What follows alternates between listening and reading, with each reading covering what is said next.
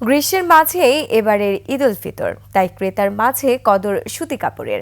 বিক্রেতারা বলছেন ক্রেতাদের পছন্দকে মাথায় রেখেই সাজিয়েছেন এবারের দোকান। বিস্তারিত জানাচ্ছেন নাহিদ সিরাজি নিম্মি।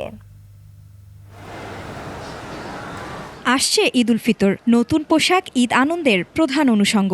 সাপ্তাহিক ছুটির দিনে বেচাকেনা জমজমাট। রাজধানীর শপিং মলগুলোতে বেড়েছে সকল বয়সী ক্রেতাদের ভিড়।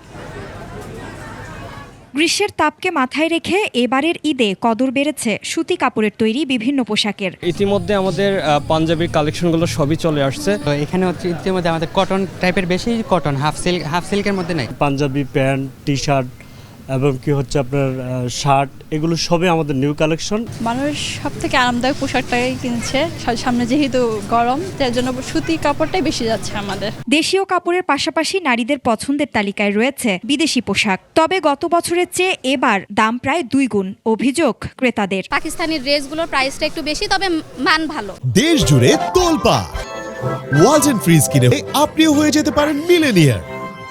আমরা প্রত্যেক বছর যেভাবে কিনি ওখান থেকে আসলেই দামটা অনেক বেড়ে গেছে। মোটামুটি কোয়ালিটি একটু ভালো হলে দাম একটু বেশি। বাদ যায়নি পরিবারের ছোট্ট শিশুটিও, তার জন্য দোকান সেজেছে রঙিন আরামদায়ক পোশাকে। আর লেহেঙ্গা টাইপের আরো অনেক কিছু কিনবো। রমাদান মুবারক। রমাদান মুবারক। নাহিদ সিরাজি নিম্মি, 21 টেলিভিশন, ঢাকা।